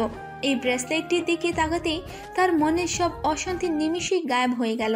সে ব্রেসলেটের দিকে তাকিয়ে বিড়বিড় করে বলল, তোমার দেয়া উপহারকে দেখলেই আমার মনের সব অশান্তি দূর হয়ে যায়। আজ যদি তুমি আমার সামনে থাকতে তাহলে আমার থেকে খুশি এই পৃথিবীতে আর কেউ হতো না। তোমাকে দেখার বড্ড ইচ্ছে করছে, তবে তোমার চেহারার আকৃতিও আমি জানি না। আচ্ছা, তোমাকে দেখতে কেমন লাগে? রাজ নিজের চোখ জোড়া বন্ধ করে মারিয়ার বর্তমানে চেহারা অনুভব করার চেষ্টা করলো। রাজের মস্তিষ্কে সেদিনের ঘটনা বেশি এলো, যেদিন তার সাথে মারিয়ার প্রথম দেখা হয়েছিল। সেই পিচ্ছি মেয়েটা আজ যুবতী হয়েছে, তাকে দেখতে নিশ্চয়ই অপূর্ব লাগবে। রাজ নিজের মস্তিষ্কে চাপ দিয়ে মারিয়ার বর্তমানে চেহারা আঁকার চেষ্টা করলো। খানিকক্ষণ বাদে মস্তিষ্কে গতকাল রাতের দৃশ্য ভেসে আসলো। মারিয়াকে যখন রাজ তার গাড়ির সাথে চেপে ধরেছিল, তখন মারিয়ার ভয়ার্ত ও নিষ্পাপ চেহারা রাজের সামনে ভেসে আসলো। তাৎক্ষণিক রাজ নিজের চোখ জোড়া খুলে ফেললো। তার চোখ জোড়া বিস্ময়ের কারণে বড় বড় হয়ে আছে। সে বিড়বিড় করে বলে, সেই ছোটবেলার মারিয়ার সাথে এই মেয়েটির চেহারার মিল কি করে রয়েছে? মারিয়া নিজের ক্লাসরুমে একেবারে শেষ বেঞ্চে বসে আছে। প্রফেসর নিজের মতো লেকচার দেওয়া শুরু করেছে, কিন্তু মারিয়ার মন লেকচারের দিকে নেই। সে রাজের মনোভাব কিছুতেই বুঝে উঠতে পারছে না। আচমকা তার মস্তিষ্ক জানান দিল যেন সে তার লকেটের দিকে দৃষ্টিপাত করে। মারিয়া টি শার্টের ভেতর থেকে লকেটের মাথা বের করলো। মারিয়া মনে মনে ভাবলো, এই লকেটের দিকে তাকাতেই আমার মনের সব দুশ্চিন্তা দূর হয়ে যায়। আচ্ছা রাজ, তুমি কেন এলে না সেদিন? আমি তোমার জন্য রাত অবধি অপেক্ষা করছিলাম, কিন্তু তোমার দেখা পাইনি। আরো 2-3 দিন সেই সময় সে স্থানে অপেক্ষা করেছি তোমার জন্য, কিন্তু কিছুতেই তোমার খবর পাইনি। আচ্ছা সময়ের সাথে তুমিও তো অনেক বড় হয়েছো, তোমাকে যে দেখতে বড্ড ইচ্ছে করে। তুমি নিশ্চয়ই দেখতে অনেক সুদর্শন হয়েছো। মারিয়া নিজের চোখ বন্ধ করে রাজের বর্তমান চেহারা অনুভব করার চেষ্টা করলো। রাজের সাথে দেখা হওয়ার প্রথম দিনের দৃশ্য মারিয়ার মস্তিষ্কে দৃশ্যমান হলো। কি নিষ্পাপই না ছিল রাজ। রাজের ছোটবেলার নিষ্পাপ চেহারা হঠাৎ উধাও হয়ে অন্য এক দৃশ্য দৃশ্যমান হলো মারিয়ার মস্তিষ্কে। দৃশ্যটা ছিল সেদিনের, যেদিন মারিয়ার সাথে রাজের ভার্সিটিতে প্রথম দেখা হয়েছিল। মারিয়া চট করে নিজের চোখ জুড়ে খুলে ফেলে। কি ডেঞ্জারাস দৃশ্য ছিল। মারিয়া পুনরায় লকেটটি নিজের টি শার্টের ভেতরে লুকিয়ে প্রফেসরের লেকচারে মনোযোগ দেয়। পানির স্রোত ও সময় কারোর জন্য অপেক্ষা করে না, তেমনি সময়ের অতিক্রমে রাজেরা অনার্স কমপ্লিট করে ফেলে। অন্যদিকে মারিয়াও সেকেন্ড ইয়ারের উত্তীর্ণ হয়। বিগত কয়েক মাসে রাজ কিংবা তার বন্ধুদের থেকে কোনো রকম হেনস্থা হতে হয়নি মারিয়াকে। রাজ ও লিজার প্রেম কাহিনী পূর্বের মতো চললেও রাজ এখন আর আগের মতো নেই। সে সবাইকে অবাক করে দিয়ে নেশা করা ছেড়ে দিয়েছে। তাছাড়া এখন সে তার বাবার সাথে সময় কাটানো শুরু করেছে। আস্তে আস্তে রাজের লাইফস্টাইল সম্পূর্ণ বদলে যেতে শুরু করেছে। এজন্য এক ম্যাজিক। তবে এই ম্যাজিকের পেছনে কে আছে তা জানা নেই কারোরও। এমনকি রাজও নিজের এই পরিবর্তনের মূল কারণ জানে না। সে শুধু জানে তাকে পরিবর্তন হতে হবে, সেটা যে কোনো মূল্যে। রাজের মাথায় যে কথা আসে সে তা করে ছাড়ে। এখন তার মাথায় শুধু পরিবর্তনের কথা আছে। আস্তে আস্তে রাজ নিজের বাসার ব্যবসা সামলানো শুরু করে দিয়েছে। সেই সূত্রপাতে রাজের বাকি বন্ধুরাও মাস্তিতে আছে, কারণ তাদের জীবন্ত এটিএম কার্ড যে তাদের সাথেই আছে। রাজ আর পড়াশোনায় মন দেয়নি, তাই মারিয়ার সাথে তার দেখা হয় না বলা যায়। তবে নিয়তির খেলায় যে তাদের আবারও দেখা হবার ছিল। আজ লিজা রাজকে ডেটে যাওয়ার জন্য ডেকেছে। একটা লং ড্রাইভে যাওয়ার পরিকল্পনা করে রেখেছে লিজা। পুরো লন্ডন শহর ঘুরে বেড়াবে, সময় পেলে পাশের শহরেও যাবে। তবে সেটা না হওয়ার সম্ভাবনাই বেশি, কারণ রাজ এখন আর পূর্বে নেই ভূপ ঘুরে নয়, সে যথেষ্ট বুঝদার হয়েছে। রাজ বিকাল 4টা নাগাদ পৌঁছে গেল বাম্পকিমহাম প্যালেসের সামনে। সেখান থেকে লিজাকে পিক করে পুরো লন্ডন জুড়ে একটি লং ড্রাইভ করে নিল। রাত 8টা কিংবা তার আশেপাশে সময় হতেই রাজ নিজের গাড়ি ঘুরিয়ে নিল। লিজা ব্রু কোচকে জিজ্ঞেস করলো, তুমি গাড়ি ঘুরিয়ে আমাদের এরিয়ার দিকে কেন যাচ্ছ? অনেক রাত হয়ে গেছে, তাই এখন বাড়ি ফেরাই আমাদের জন্য উত্তম। রাত কোথায় হলো আর? আগে আমরা কতই না মজা করতাম, তুমি চেঞ্জ হয়ে যাচ্ছ ধীরে ধীরে। আগের রাজ নও তুমি। হ্যাঁ ঠিকই বলেছ, আগের রাত থাকলে এখন আমরা দুজন কোনো এক 5 স্টার হোটেলে নিজেদের ভালোবাসার গভীর মুহূর্ত উপভোগ করতাম। তবে এখনকার রাজ সম্পূর্ণ চেঞ্জড।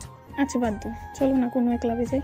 রাজ নিজের হাত ঘড়ির দিকে একবার তাকিয়ে আবার সামনের দিকে তাকালো। ড্রাইভ করতে করতেই বলল, আজকে হবে না, অন্য কোনো একদিন যাব।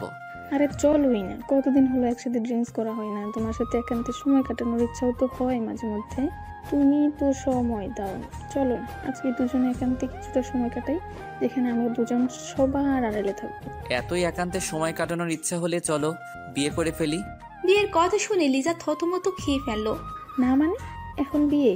এখন বিয়ে করে কি করব? বিয়ে তো যে কোনো সময় করা যায়, কিন্তু আজকে তোমার সাথে একান্তে সময় কাটাবো আমি, সেটা যেখানেই হোক। দরকার হলে এই গাড়িতে তোমার সাথে গভীর ভালোবাসার গহ্বরে ডুবে যাব। লিজা রাজের দিকে এগিয়ে এসে রাজকে জড়িয়ে ধরলো। আরে কি করছো? আমি ড্রাইভ করতে পারছি না। লিজা নিজের মতো রাজকে আষ্টে পৃষ্ঠে জড়িয়ে ধরেছে।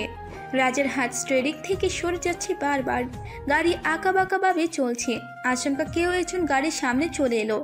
রাজ লিজাকে ধাক্কা দিয়ে দ্রুত গাড়ি ব্রেক মারলো। গাড়ির সামনে থাকা ব্যক্তিটি নিজের দিকে গাড়ি আসতে দেখে দৌড় দেয়, কিন্তু তার পূর্বে গাড়ির বনেটের সাথে মৃদুভাবে ধাক্কা খেয়ে সে মাটিতে পড়ে যায়। রাজ ও লিজা তৎক্ষণাৎ গাড়ি থেকে নেমে গাড়ির সামনে গেল। গাড়ির হেডলাইটের আলোতে আহত হওয়া ব্যক্তিটির চেহারা স্পষ্ট দেখা যাচ্ছে। রাজ মারিয়াকে অচেতন অবস্থায় মাটিতে পড়ে থাকতে দেখে ভীষণ অবাক হলো।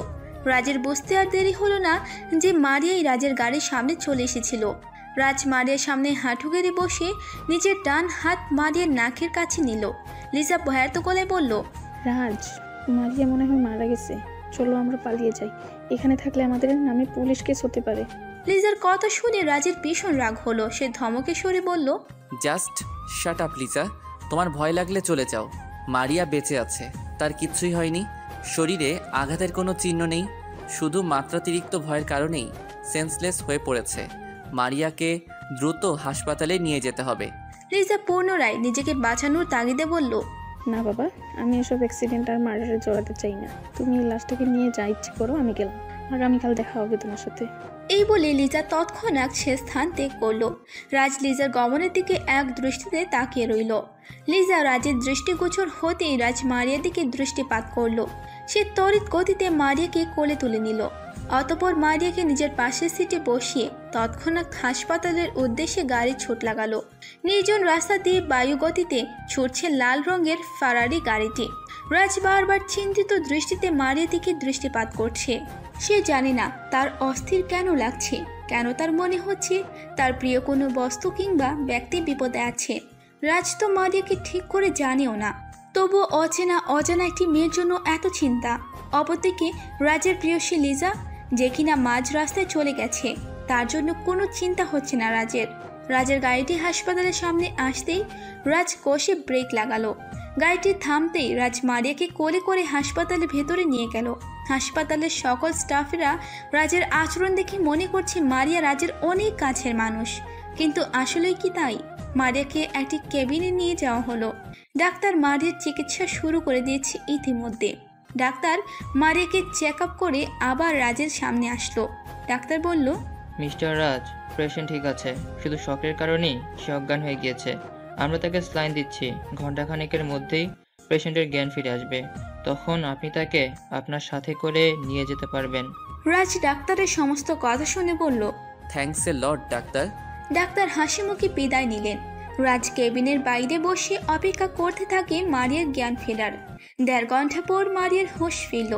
মারিয়া নিজেকে হাসপাতালে দেখে ভীষণ অবাক হলো, কারণ এটা অনেক নামি দামি হাসপাতাল। মারিয়ার লেভেলের মেয়েরা এই হাসপাতালে চিকিৎসা পাবার যোগ্যতা রাখে না।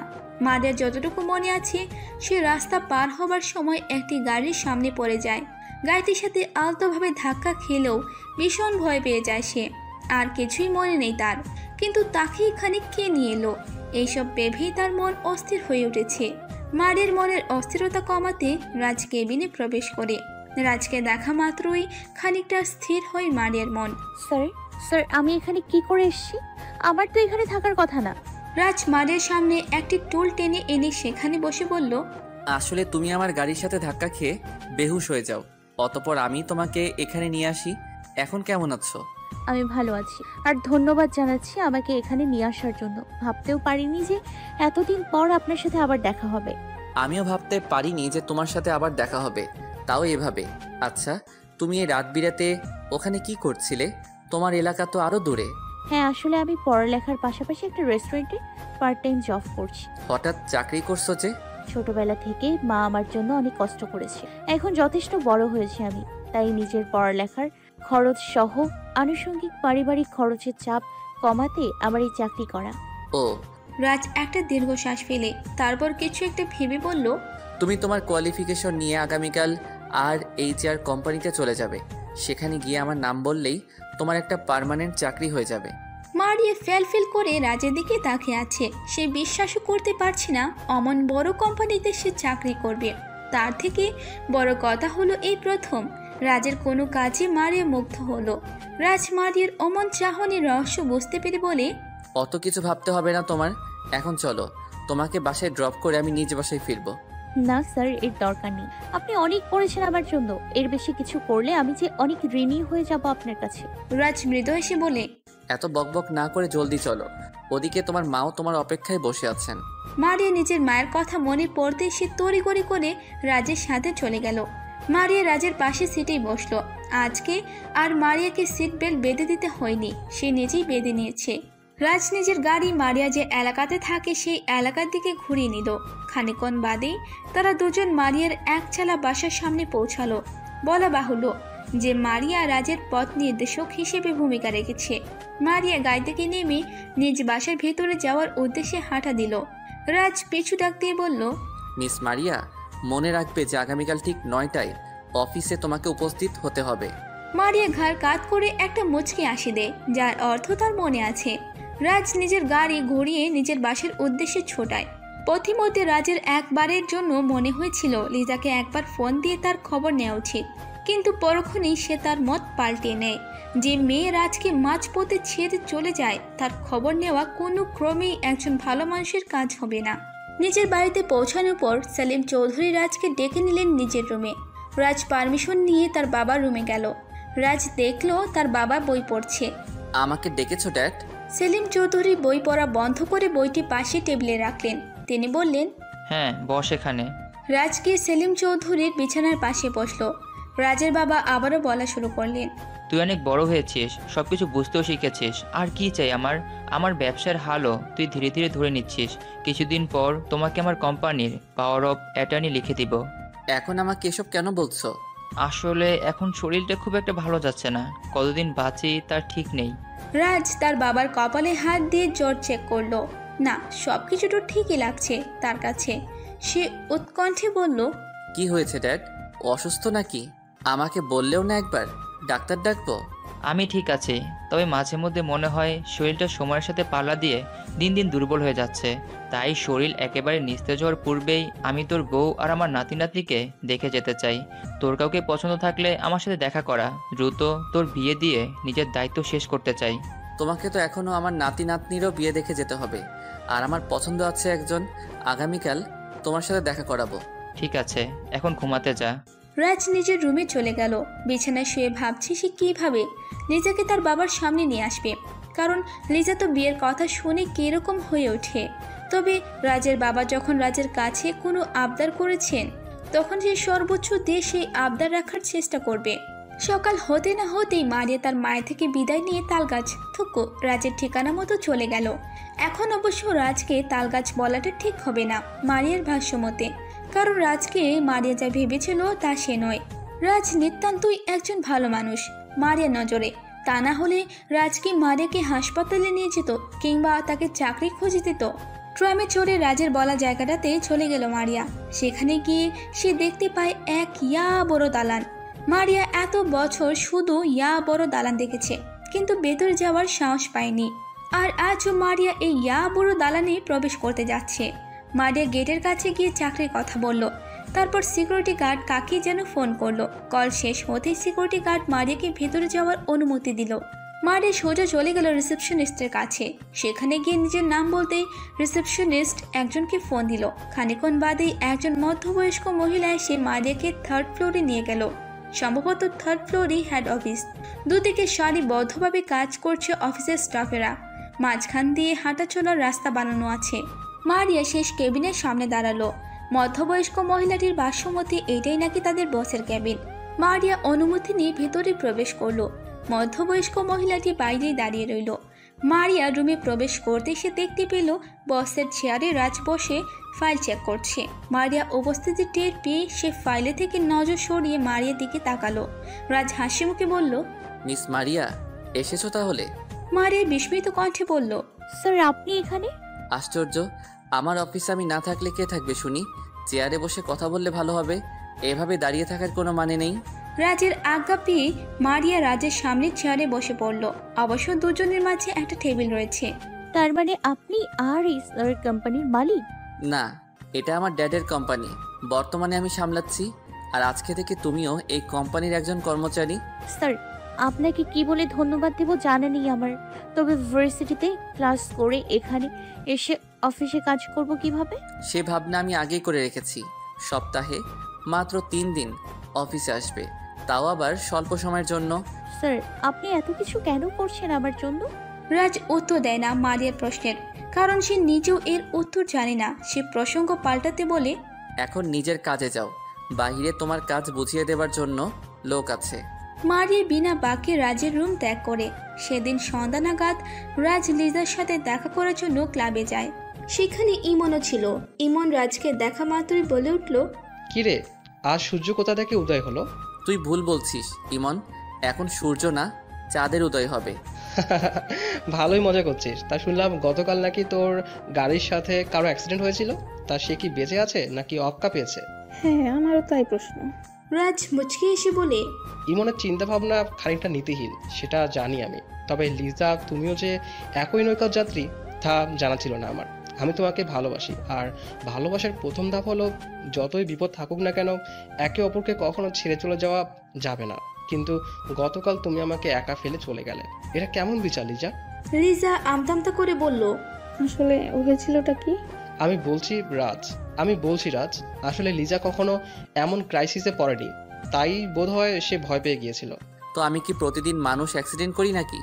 আমারও তো ফার্স্ট টাইম ছিল। সত্যি বলতে আমি লিজার ব্যবহারে অনেক কষ্ট পেয়েছি। আই এম সরি রাজ, আমাকে এবারের মতো ক্ষমা করে দাও। ফার্দার এরকম কিছুই হবে না। হ্যাঁ, ওকে এবারের মতো ক্ষমা করে দে। বাই দ্য ওয়ে, আগামী পরশু তো জন্মদিন, তা কি প্ল্যান করলি এবার? এবার বার্থডে পার্টি কোনো ক্লাব কিংবা ডিস্কোতে হবে না, হবে আমার বাসায়। তোর বাসায়? আঙ্কেল মানবে? তোরা যদি কোনো উচ্ছৃঙ্খলতা না করিস তাহলে নিশ্চয়ই মানবে। কিছুক্ষণ কথাবার্তা বলে রাজ নিজের বাসার উদ্দেশ্যে রওনা দিল। লিজা বিয়ের প্রপোজাল রাজ তার জন্মদিনে করবে ভেবে রেখেছে। সেই কাঙ্ক্ষিত দিনটি চলে আসলো। রাজের পরিকল্পনা অনুযায়ী আজকে সে লিজাকে তার বাবার সাথে দেখা করাবে এবং লিজাকে বিয়ের প্রপোজাল দিবে। কিন্তু আদৌ কি সবকিছু পরিকল্পনা মাফিক হবে?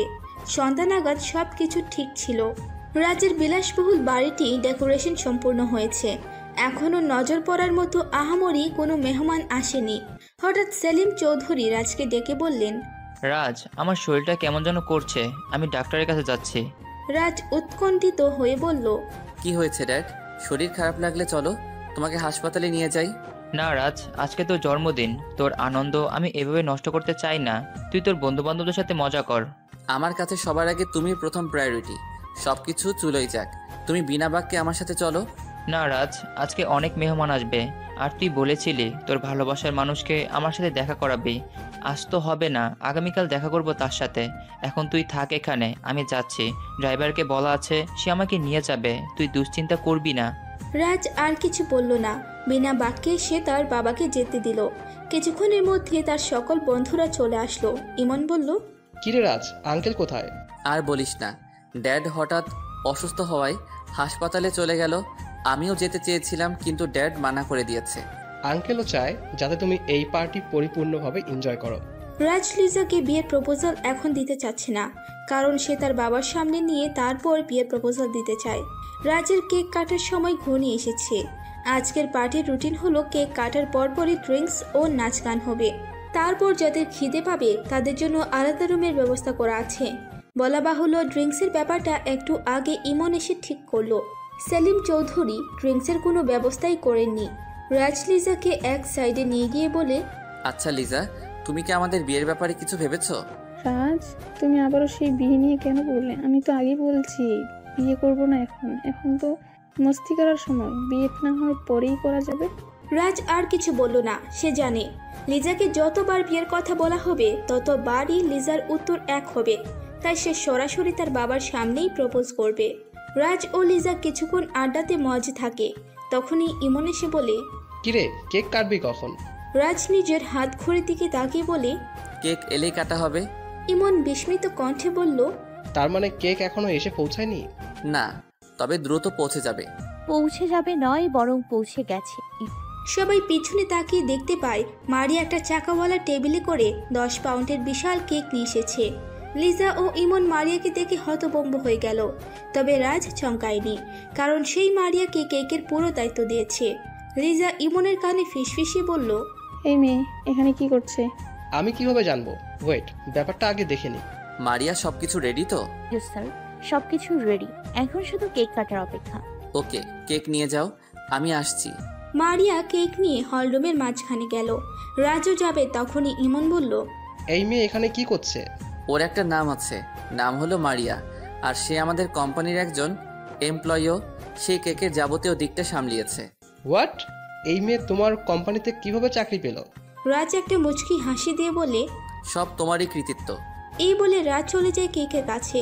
অপরদিকে লিজা আর ইমন বোকার মতো রাজের যাত্রার দিকে তাকিয়ে রইল। রাজ কেক কাটার পর্ব শেষ করলো। এখন সেলিম চৌধুরী থাকলে রাজ প্রথমে ওনাকেই কেক খাওয়াতো, তবে এখন তিনি নেই, তাই সে একে একে সবাইকে কেক খাওয়ালো। শেষে মারিয়ার দিকে কেক নিয়ে এগিয়ে গেল সে।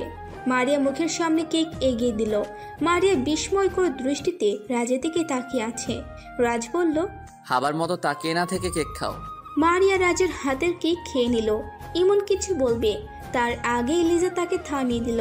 একে একে রাজের ফ্যামিলি ফ্রেন্ডস সহ বিজনেস পার্টনাররা ডিনার করে চলে গেল। বাদ বাকি মারিয়া, রাজ, লিজা ও ইমন সহ রাজের সব বন্ধুরা রয়ে গেছে। মারিয়া ব্যতীত সবার দাবি ড্রিঙ্কস ও নাচ গান শেষে সবাই নিজ নিজ বাড়িতে যাবে। সেই ক্লাবের পার্টির কথা মনে পড়তেই মারিয়া রাজকে বলল, স্যার আমি আজ চললাম। কেন? তুমি তো এখনো ডিনার করনি, আর তাছাড়া পার্টি এখনো শেষ হয়নি। আমি বাসায় ফিরে ডিনার করে নিব, আমাকে যেতে দিন। বুঝেছি, সেদিনের ঘটনা রিপিট হবে ভেবে ভয় পাচ্ছ। চিন্তা নেই তোমার, আমি থাকতে তোমার কোনো ক্ষতি হবে না। রাজের কথায় মারিয়া কিছুটা আশ্বস্ত পেল। সবাই ডিস্কো লাইটের আলোতে নাচছে। রাজের আজ এইসব কিছুই ভালো লাগছে না, তাই সে এক কোণে বসে রইল। লিজা অনেকবার তাকে ডেকে নেওয়ার চেষ্টা করছে, তবে রাজ এখনও তার বাবাকে নিয়ে চিন্তিত। ধুর, এসব কিছুই ভালো লাগছে না, ঘুম ঘুম পাচ্ছে, যাই একটু ফ্রেশ হয়ে আসি। এইসব ভেবে মারিয়া দোতলায় ফ্রেশ হতে চলে গেল। ওয়াশরুম থেকে বের হতেই ইমন তার সামনে চলে এলো। মারিয়া হকচকিয়ে ওঠে। মারিয়া সাইড কাটিয়ে চলে যেতে চাইল, তবে ইমন তাকে যেতে দিচ্ছে না। ইমনের মুখ থেকে মদের তীব্র গন্ধ বের হচ্ছে। ইমন যে মাতাল অবস্থায় আছে তা বুঝতে দেরি হলো না মারিয়ার। মারিয়া বেশ বিরক্তিকর কণ্ঠে বলল, আপনার সমস্যাটা কি? আমাকে যেতে দিন। এত সহজেই তো যেতে দিব না তোমাকে। সেদিনের